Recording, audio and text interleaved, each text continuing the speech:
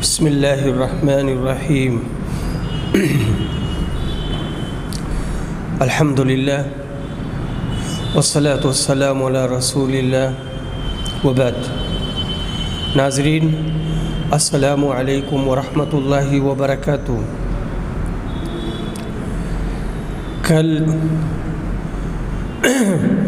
دو لمبی حدیثیں آپ کے سامنے پڑھی گئی ہیں۔ ان دونوں کے سلسلے میں مولانا داؤد راز صاحب لکھتے ہیں، اس طویل حدیث میں بہت سے امور مذکور ہوئے ہیں۔ شروع میں حضرت حاجرہ کے کمر پٹا باندھنے کا ذکر ہے، جس سے عورت جلد چل پھر کر کام کاج بآسانی کر سکتی ہے۔ بعض نے یوں ترجمہ کیا ہے تاکہ اس کمر پٹا سے اسے پاؤں کے نشان جو راستے میں پڑتے ہیں وہ مٹاتی جائیں، تاکہ حضرت سارہ ان کا پتہ نہ پا سکیں۔ ہوا یہ تھا کہ حضرت سارہ کے یہاں کوئی اولاد نہیں تھی، لیکن بعد میں ہوئی تھی، اور حضرت حاجرہ جو ایک شاہ مصر کی شہزادی تھیں اور جسے اس بادشاہ نے اس خاندان کی برکات دیکھ کر حضرت ابراہیم کے حرم میں داخل کر دیا تھا، چنانچہ حضرت حاجرہ کو حمل ہو گیا اور حضرت اسماعیل عالم وجود میں آئے اور پیدا ہوئے۔ حضرت سارہ کے رشک میں بہت اضافہ ہو گیا، تو اس ڈر سے حضرت حاجرہ گھر سے نکلی اور حضرت اسماعیل کو بھی ساتھ لے لیا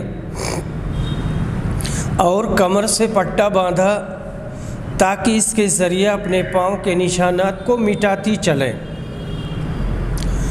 اس طرح حضرت سارہ ان کا پتہ نہ پا سکیں۔ حضرت ابراہیم نے ان کو مکہ کی بے آب و گیا سرزمین پر لا بسایا، جہاں اللہ پاک نے ان کے ہاتھوں اپنا گھر از سر نو تعمیر کرایا۔ جرہم، جس کا ذکر روایت میں آیا، یمن کا ایک قبیلہ ہے۔ یہی قبیلہ حضرت حاجرہ سے اجازت لے کر یہاں آباد ہوا، اور جوان ہونے پر حضرت اسماعیل کی اسی خاندان میں شادی ہو گئی۔ پہلی شادی کو حضرت ابراہیم نے پسند نہیں کیا، جو اشارہ سے طلاق کے لیے کہہ گئے۔ دوسری بیوی کو صابرہ و شاکرہ پا کر ان سے خوشی کا اظہار کیا۔ بے شک ان واقعات میں اہل بصیرت کے لیے بہت سے اسباق ہدایت پوشیدہ ہیں، ان سے عبرت لینی چاہیے، جن کو سمجھنے کے لیے نظر بصیرت کی ضرورت ہے۔ باب ای مسجد وضع فی الارض اول، زمین پر پہلی مسجد کون سی بنائی گئی، اس کا بیان۔ حدیث نمبر 3366، متفق علیہ۔ حضرت ابو ذر غفاری رضی اللہ عنہ روایت کرتے ہیں، کہتے ہیں کہ میں نے کہا، اللہ کے رسول، سب سے پہلے روئے زمین پر کون سی مسجد بنی ہے؟ آپ نے فرمایا، مسجد حرام۔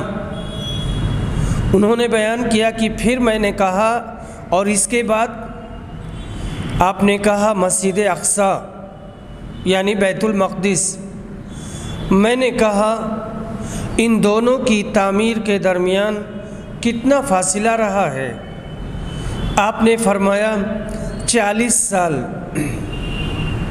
پھر کہا اب جہاں بھی تم کو نماز کا وقت ہو جائے وہاں نماز پڑھ لو، بڑی فضیلت نماز پڑھنا ہے۔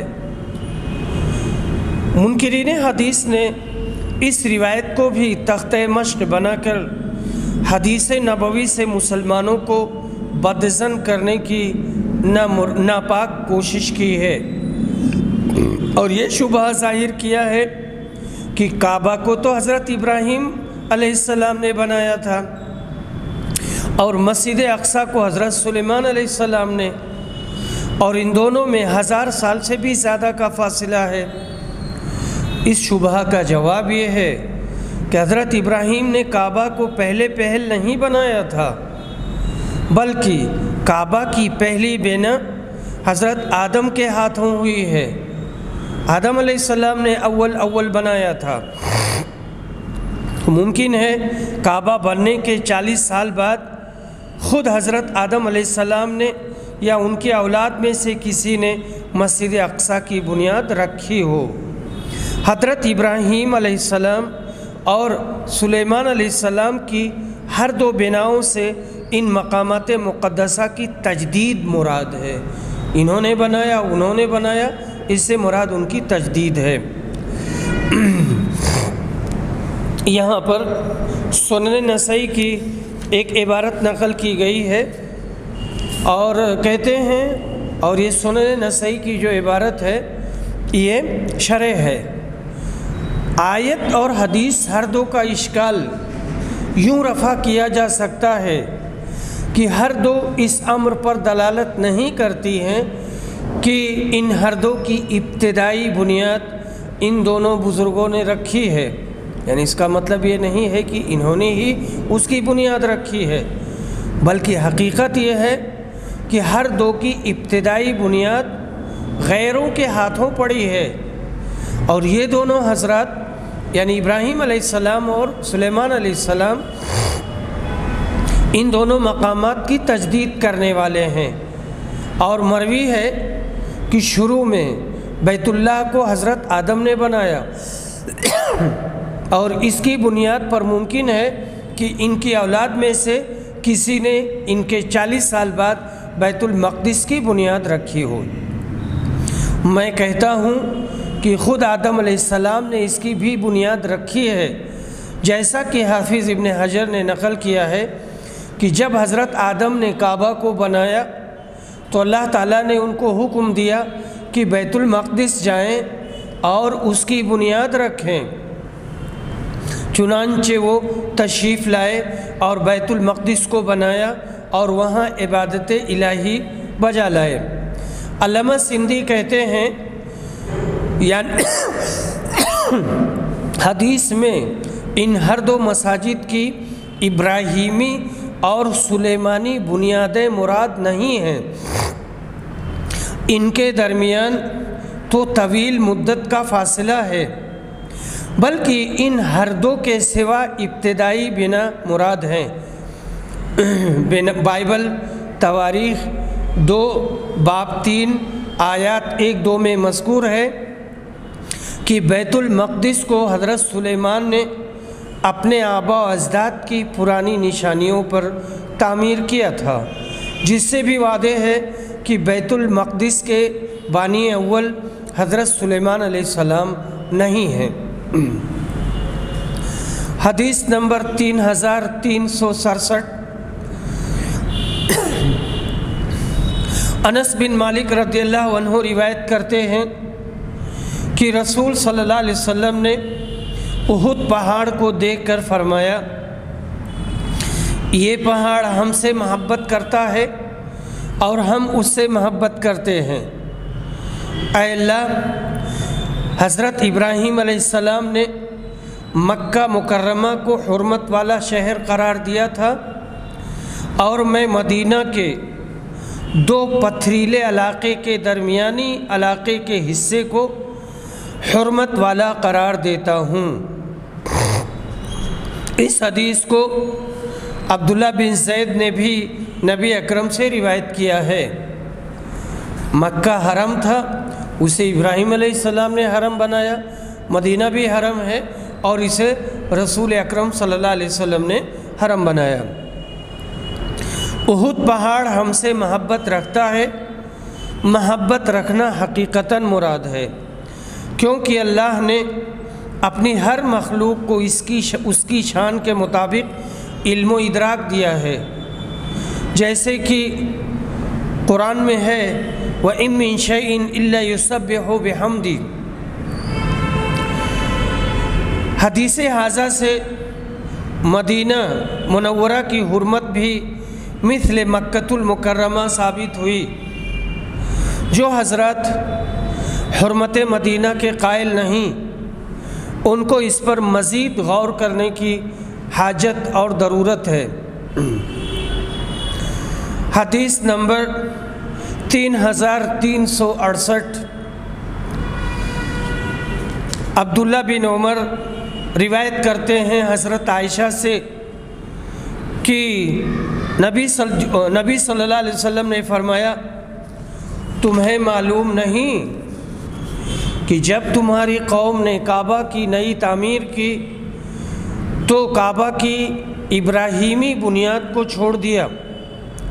میں نے کہا اللہ کے رسول، پھر ابراہیمی بنیادوں کے مطابق دوبارہ اس کی تعمیر کیوں نہیں کر دیتے آپ نے فرمایا، اگر تمہاری قوم کا زمانہ کفر سے قریب نہ ہوتا، وہ نئے نئے مسلمان نہ ہوتے تو میں ایسا ہی کرتا۔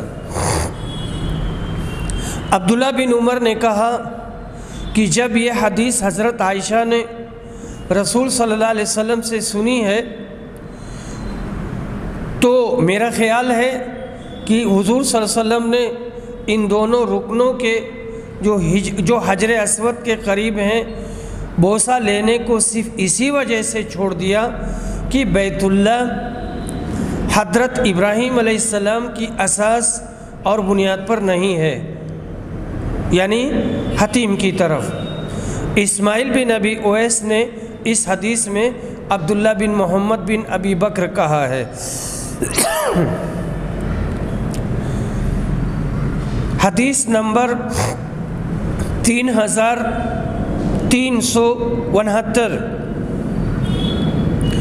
ابو حمید ساعدی روایت کرتے ہیں کہ صحابہ نے عرض کیا، اللہ کے رسول، ہم آپ پر کس طرح درود بھیجا کریں؟ رسول صلی اللہ علیہ وسلم نے فرمایا، یوں کہو، اے اللہ رحمت نازل فرما محمد پر اور ان کی بیویوں پر اور ان کی اولاد پر، جیسا کہ تو نے رحمت نازل فرمائی آل ابراہیم پر اور اپنی برکت نازل فرما محمد پر اور ان کی بیویوں اور اولاد پر، جیسا کہ تو نے برکت نازل فرمائی آل ابراہیم پر۔ بے شک تو انتہائی خوبیوں والا اور عظمت والا ہے۔ یہ روایت متفق علیہ ہے۔ یہاں پر جو الفاظ ہیں وہ اس طرح سے ہیں، اللہم صلی علی محمد و ازواجہ و ذریتہ کما صلیت علی ابراہیم کما صلیت علی آل ابراہیم و بارک علی محمد و ازواجہ و ذریتہ کما بارکت علی آل ابراہیم انک حمید مجید۔ آل سے مراد وہ لوگ ہیں جن پر زکوٰۃ حرام ہے۔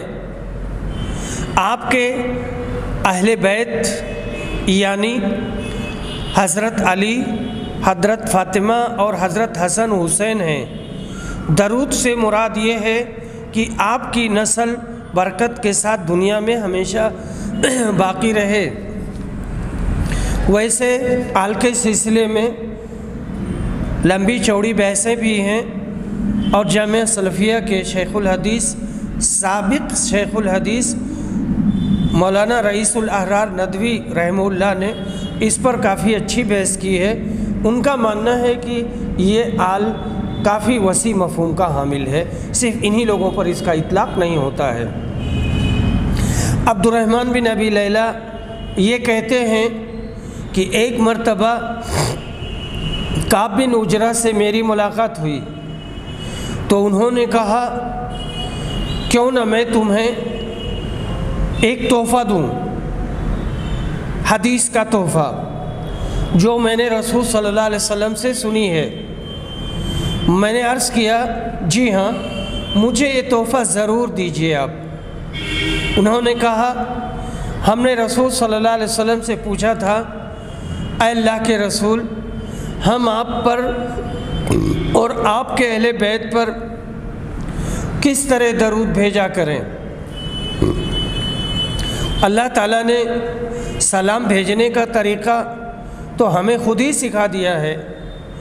آپ نے فرمایا یوں کہا کرو، اے اللہ اپنی رحمت نازل فرما محمد پر اور آل محمد پر، جیسا کہ تو نے اپنی رحمت نازل فرمائی ابراہیم پر اور آل ابراہیم پر، بے شک تو بڑی خوبیوں والا اور بزرگی والا ہے۔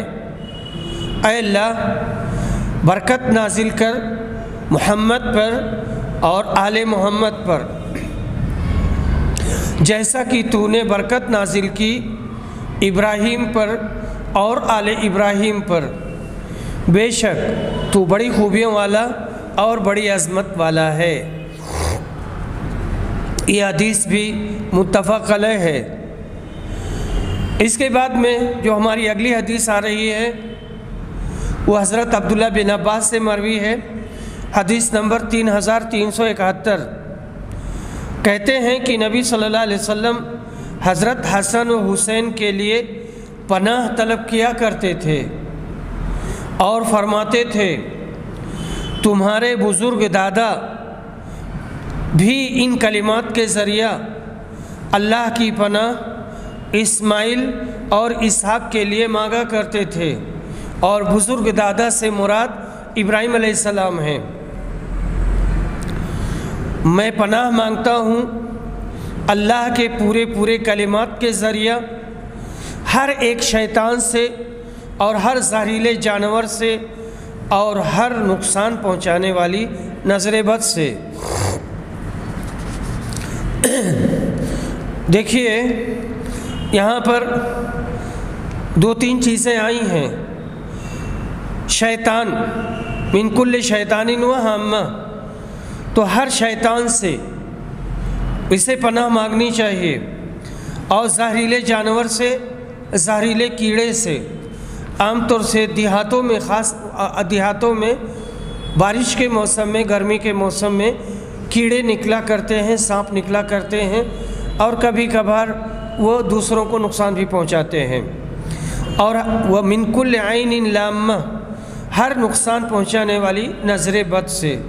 تو نظر بد برحق ہے۔ امام بخاری رحمہ اللہ نے یہاں تک جس قدر احادیث اس باب کے تحت میں بیان فرمائی ہیں، ان سب میں کسی نہ کسی پہلو سے حضرت ابراہیم اور آل ابراہیم کا ذکر موجود ہے، اور باب اور احادیث میں یہی وجہ مناسبت ہے۔ ضمنی طور پر احادیث میں اور بھی بہت سے مسائل کا ذکر آ گیا ہے جو تدبر کرنے سے معلوم کیے جا سکتے ہیں۔ درود سے مراد دین و دنیا کی وہ برکتیں جو اللہ پاک نے ابراہیم اور ان کی اولاد کو عطا فرمائی، کہ آج بھی بیشتر اقوام عالم کا نسلی تعلق ابراہیم علیہ السلام ہی سے ملتا ہے، اور بلا شک اللہ پاک نے یہی برکات حضرت محمد صلی اللہ علیہ وسلم کو عطا کی ہیں۔ باب قولہ عز وجل وَنَبِّئْهُمْ عَنْ ضَيْفِ إِبْرَاهِيمَ إِذْ دَخَلُوا عَلَيْهِ۔ اللہ تعالیٰ کے اس فرمان کا بیان، اے پیغمبر ان لوگوں کو ابراہیم کے مہمانوں کا قصہ سنائیے جب وہ ان پر داخل ہوئے۔ لا توجل یعنی ڈریے مت، ڈرو نہیں۔ اور اللہ نے سورہ بقرہ میں فرمایا، اور جب کہا ابراہیم نے اے میرے رب مجھے دکھا کہ تو مردوں کو کس طرح سے زندہ کرے گا، مطلب یہ ہے کہ حضرت ابراہیم نے جو یہ سوال بارگاہ الہی میں کیا، اس کی وجہ یہ نہ تھی کہ حضرت ابراہیم کو اللہ کی قدرت میں کوئی شک تھا، ایسی کوئی بات نہیں تھی، معاذ اللہ، ادنیٰ مومن کو بھی اس میں شک نہیں ہے۔ تو ابراہیم علیہ السلام تو اللہ کے خالص خلیل تھے اور دوست تھے، ان کو کیوں کر شک ہو سکتا تھا؟ غرض صرف یہ ہے کہ حضرت ابراہیم کو مردوں کے جلائے جانے پر کامل یقین تھا، مگر انہوں نے یہ چاہا کہ یہ یقین اور بڑھ جائے، یعنی مشاہدہ بھی کر لیں، اس لیے کہ عین الیقین کا مرتبہ علم الیقین سے بڑھا ہوا ہے۔ مشہور حضرت حافظ ابن حجر اس حدیث کے ذیل میں کہتے ہیں کہ حضرت ابراہیم علیہ السلام کا یہ سوال محض مزید در مزید اطمینان قلب کے حصول کے لیے تھا، جیسا کہ خود قرآن مجید میں یہ تفصیل موجود ہے۔ جب اللہ تعالیٰ نے ابراہیم کو اپنا خلیل بنایا تو ملک الموت یہ بشارت دینے کے لیے ان کے پاس آئے، اور ساتھ ہی انہوں نے کافر و مومن کی روحوں کو قبض کرنے کی کیفیت بھی سنائی۔ یہ سن کر حضرت ابراہیم نے دعا کی کہ پروردگار مجھ کو بھی دکھلا کہ تو کس طرح مردوں کو زندہ کرے گا، میری یہ دعا قبول کرنا کہ میں جان لوں کہ میں تیرا خلیل ہوں۔ دوسری روایت کے مطابق یہ ہے تاکہ میں جان لوں کہ تو مجھ کو دوست رکھتا ہے اور میں جب بھی تجھ سے کچھ دعا کروں گا تو ضرور قبول کر لے گا۔ حدیث نمبر 3372، ابو ہریرہ رضی اللہ عنہ روایت کرتے ہیں کہ رسول صلی اللہ علیہ وسلم نے فرمایا، ہم ابراہیم کے مقابلے میں شک کرنے کے زیادہ مستحق ہیں، جبکہ انہوں نے کہا تھا کہ میرے رب مجھے دکھا کہ تو مردوں کو کس طرح زندہ کرتا ہے۔ اللہ نے کہا کیا تم ایمان نہیں رکھتے؟ انہوں نے کہا کیوں نہیں، لیکن یہ صرف اس لیے تاکہ میرے دل کو اور زیادہ اطمینان ہو جائے اور لوط علیہ السلام پر اللہ لوط علیہ السلام پر رحم کرے کہ وہ زبردست رکن کی پناہ لیتے تھے، اور یہاں رکن سے مراد خود اللہ کی ذات ہے، اور اگر میں اتنی مدت تک قید خانے میں رہتا جتنی مدت تک یوسف علیہ السلام رہے تو میں بلانے والے کی بات ضرور مان لیتا اور فوراً چلا جاتا، یعنی قید سے چھوٹنا غنیمت سمجھتا۔ حضرت یوسف علیہ السلام کے صبر پر آفرین ہے کہ اتنی مدت تک قید میں رہنے کے بعد بھی اس بلانے والے کے بلاوے پر نہ نکلے جو بادشاہ کی طرف سے آیا تھا، اور پہلے اپنی صفائی کے خواہاں ہوئے کہ میرا معاملہ صاف ستھرا ہو جائے اور بادشاہ کو یقین ہو جائے کہ میں نے کسی طرح کا جرم نہیں کیا ہے۔ یہ نبی اکرم نے تواضع کی راہ سے فرمایا، اور حضرت یوسف علیہ السلام کا مرتبہ بڑھانے کے لیے۔ باب قول اللہ عز وجل واذکر فی الکتاب اسماعیل انہ کان صادق الوعد، اسماعیل علیہ السلام کا بیان اور اللہ کے اس فرمان کی تفسیر، اور یاد کرو اسماعیل کو کتاب میں بے شک وہ وعدہ کے سچے تھے۔ حدیث نمبر 3373،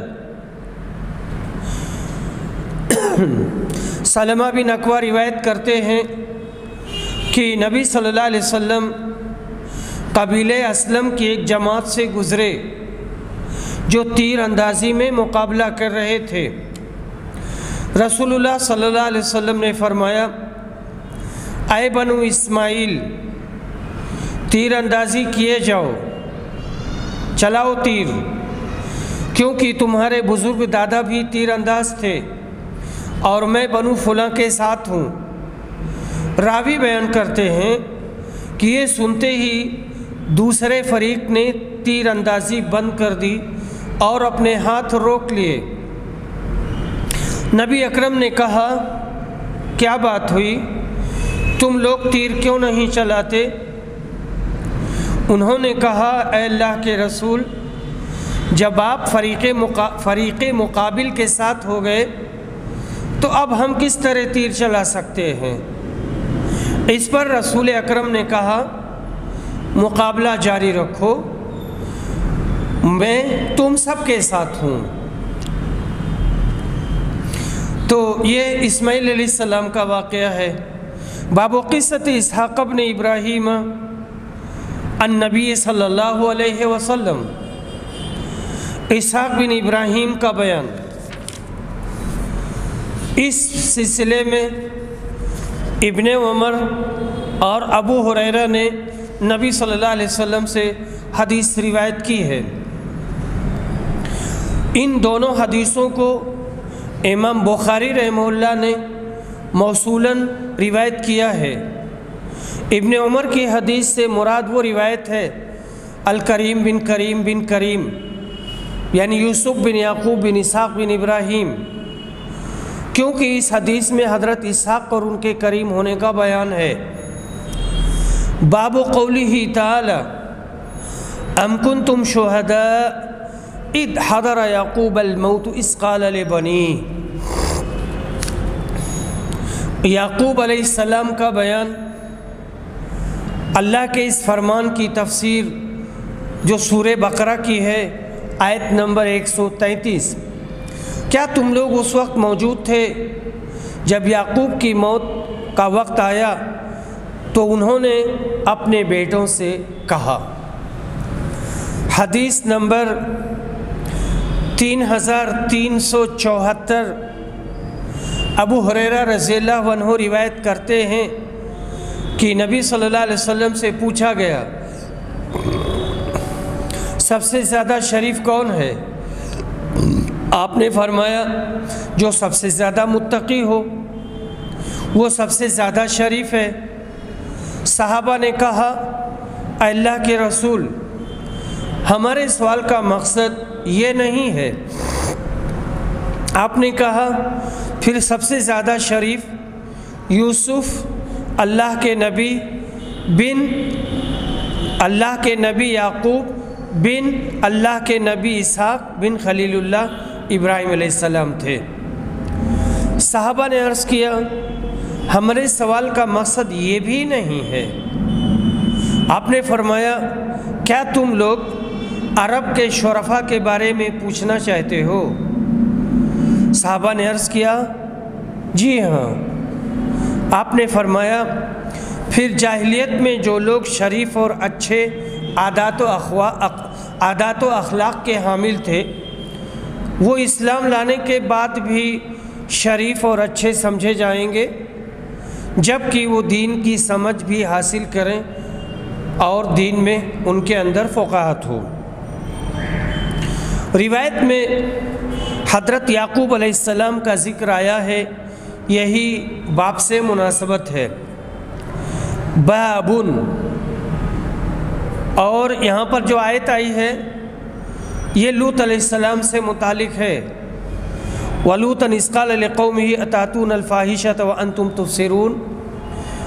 لوط علیہ السلام کا بیان، ہم نے لوط کو بھیجا، انہوں نے اپنی قوم سے کہا کہ تم جانتے ہوئے بھی کیوں فحش کام کرتے ہو؟ تم آخر کیوں عورتوں کو چھوڑ کر مردوں سے اپنی شہوت بجھاتے ہو؟ کچھ نہیں، تم محض جاہل لوگ ہو۔ اس پر ان کی قوم کا جواب اس کے سوا اور کچھ نہیں ہوا کہ انہوں نے کہا، آل لوط کو اپنی بستی سے نکال دو، یہ لوگ بڑے پاک باز اور پارسا بنتے ہیں۔ پس ہم نے لوط کو اور ان کے تابع داروں کو نجات دی سوا ان کی بیوی کے۔ ہم نے اس کے متعلق فیصلہ کر دیا تھا کہ وہ عذاب والوں میں باقی رہے گی، اور ہم نے ان پر پتھروں کی بارش برسائی، پس ڈرائے ہوئے لوگوں پر بارش کا عذاب بڑا ہی سخت تھا۔ وآخر دعوانا الحمد للہ رب العالمین۔